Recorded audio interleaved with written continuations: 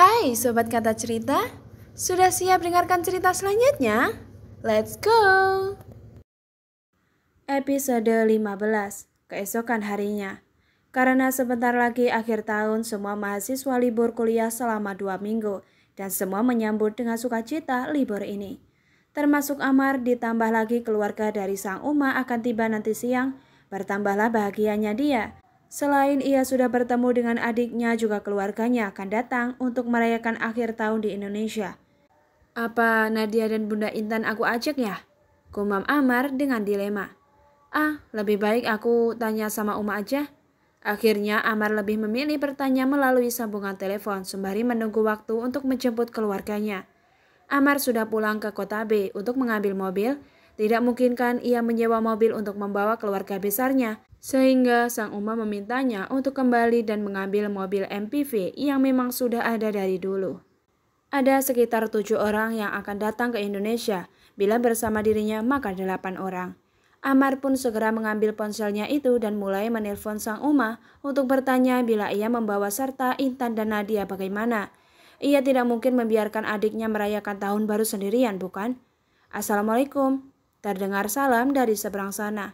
Sementara Amar yang sedikit melamun tersebut tersentak kaget saat mendengar itu. Waalaikumsalam Uma, sahut Amar dengan cepat. Ada apa nak? Kamu sudah jemput Abi, Baim dan Jidah? Tanya Naina. Belum Uma, sahut Amar.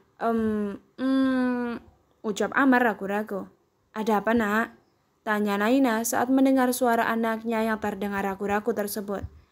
Kalau misalkan Mas ajak Bunda Intan dan Nadia ikut bersama ke sana, gimana? Tanya Amar dengan ragu. Naina yang mendengarkan dari seberang sana mengerutkan keningnya dalam-dalam. Memang mereka mau? Bukannya menjawab, Naina malah balik bertanya. Belum tahu sih, sahut Amar. Tanyakan dulu mereka mau atau tidak. Kalau mau maka ajaklah. Tapi bila nggak mau jangan dipaksakan ya, ucap Naina. Berarti boleh kalau Mas ajak mereka berdua? Ucap Amar dengan senang. Iya, jawab Naina. Terima kasih Uma, terima kasih, ucap Amar dengan bahagia. Iya, sama-sama nak. Ya sudah, Uma mau ngajar kembali. Pamit Naina, setelahnya ia menutup telepon setelah mengucapkan salam. Aku akan ke rumah Bunda Intan, gumam Amar dengan semangat. Dan disinilah dia, duduk di ruang tamu dengan Intan serta Nadia yang juga berada di sana. Kami gak usah ikut nak, ikut acara keluarga kalian, ucap Intan setelah mendengarkan perkataan Amar tentang ingin mengajak serta mereka berdua ke kota B. Tapi Bun, Uma juga sudah memberikan izin dan beliau juga bilang kalau kangen dengan Bunda, pujuk Amar. Bunda, ayo kita ikut, di sana pasti seru, kita bisa berkumpul dengan semua orang, timpal Nadia. Tapi Nat, Bunda, untuk sekali ini saja bisa tidak sih? Aku juga ingin merasakan apa yang dirasakan orang lain. Selama ini kita hanya berdua saja, jangan egois Bunda. Nadia akhirnya mengeluarkan semua kekesalannya terhadap sang ibu, yang selalu melarang dirinya untuk beginilah atau begitulah. Intan yang mendengar pernyataan tersebut hanya bisa menghela nafasnya saja sebelum dirinya menjawab. Baiklah, kita ikut, ucap Intan setelah berdiam beberapa saat. Dirinya tidak ingin egois lagi. Ya sudah, kalian berdua siap-siap. Aku mau jemput yang lain dulu, nanti baru kesini untuk jemput kalian ya, ucap Amar seraya menatap ponselnya itu. Ia melihat pesan yang dikirim kakaknya itu bila mereka sudah akan mendarat. Akhirnya Amar pergi dari sana untuk menjemput keluarganya terlebih dahulu. Butuh 1 jam lebih untuk dirinya sampai di bandara internasional di kota S. Amar menunggu semua orang di pintu kedatangan tersebut. Dirinya dengan sabar menunggu seraya bermain dengan ponselnya itu. Tidak butuh waktu lama mereka semua keluar dari pintu kedatangan. Ilyas orang pertama yang mencari keberadaan sepupunya itu. Abi, di sana, tunjuk Ilyas pada Amar yang sedang duduk dengan telinga dipasang earphone tersebut. Ayo, enak sekali dia bukannya nungguin, malah enak-enakan main ponsel, kerutu Baim yang berjalan menghampiri sang keponakannya tersebut. Shh, Baim memberi tanda kepada semua orang untuk jangan berbisik. Sebab ia akan mengerjain Amar yang masih belum menyadari kehadiran mereka semua. Seakan paham kode yang dikasih oleh Baim, seketika semua orang terdiam. Enak sekali ya dirimu, ucap Baim seraya menjewer telinga Amar. Au, jerit Amar memegangi telinganya yang dijewer tersebut. Abi mah kebiasaan, suka sekali sih jewer telinga Amar, ketus Amar dengan kesal. Ya mau gimana lagi, cuma kamu yang paling nakal dari semua orang, sahut Baim dengan santai. Mana ada, yang nakal tuh Yusuf, tuding Amar pada pemuda berusia 14 tahun tersebut.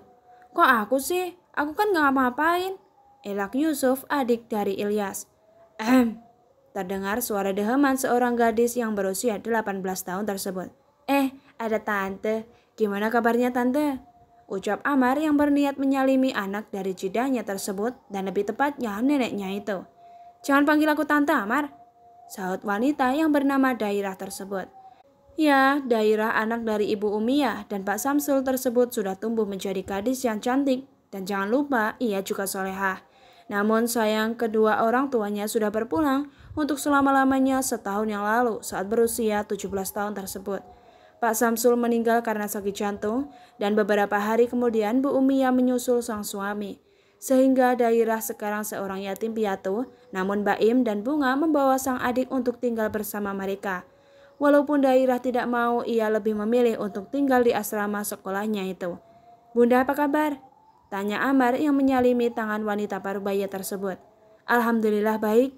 Gimana dengan semua keluarga kamu, adik-adikmu? Sahut Bunga yang bertanya kembali. Alhamdulillah mereka semua baik, jawab Amar yang tersenyum itu. Ya sudah ayo, Uma pasti udah gak sabar, tapi sebelum itu kita jemput seseorang dulu ya, ucap Amar yang tidak memberitahukan siapa orang yang ia maksud tersebut. Seseorang? Siapa? Jangan-jangan calon kamu ya? Tuding Dairah dengan menyempitkan matanya itu. Shh, dek, gak baik berburuk sangka, timpal Bunga. Mana ada kak, aku gak berburuk sangka kok, elak Dairah. Sudah ayo, nanti keburu sore jalanan akan macet, larai Amar. Saat ini semua orang sedang duduk di dalam mobil menuju kota B. Intan sendiri sedari tadi hanya diam menundukkan kepalanya. Ia merasa kikuk berada di tengah-tengah orang lain. Sementara Nadia sudah akrab dengan Dairah. Mereka berdua perempuan tersebut mengobrol banyak hal dari Sabang sampai Merauke. Untung saja Dairah fasih berbahasa Indo sehingga Nadia tidak kesulitan untuk berkomunikasi dengannya. Padahal Dairah jarang sekali berbicara dengan orang asing, bahkan terkesan menutup diri. Berbeda dengan sekarang, ia terlihat santai dan juga menikmati perjalanan itu. Amar yang melihat Nadia dari balik kaca tengah mobilnya itu dibuat tersenyum. Sesungguhnya ia tidak benar-benar bisa melepaskan rasa cinta yang ia miliki dari hatinya. Mungkin nanti malam ia akan berbicara dengan Uma untuk menerima perjodohan itu. Sementara Ilyas yang memperhatikan tingkah Amar seketika mengikuti arah pandang sepupu lelakinya itu. Saat melihat bila Amar menatap dalam Nadia, ia menjadi mengerutkan keningnya itu. Dalam pikirannya ia berkata, bukannya Amar bilang kalau ia baru saja ketemu dengan adik perempuannya dari almarhum abinya? Apa mungkin gadis muda itu adiknya? Namun kenapa Amar menatap gadis itu dalam dan penuh damba? Lanjut Ilyas di dalam hatinya. Apa mungkin Amar memiliki perasaan terhadap adiknya? Mar, lihat depan. Jangan sampai kita di hadapan Uma Naina hanya nama saja ya, ucap Ilyas seraya menepuk pundak sepupunya itu. Astagfirullah, kak sakit tahu. Iya aku tahu, sahut Amar dengan cemberut. Dengan perasaan tidak ikhlas Amar menatap ke arah depan. Nadia yang mengetahui itu sedari tadi hanya menghela nafasnya saja. Ia sedari tadi berbicara dengan Dairah untuk mengalihkan perhatiannya dari Amar. Bersambung, lanjut di episode 16.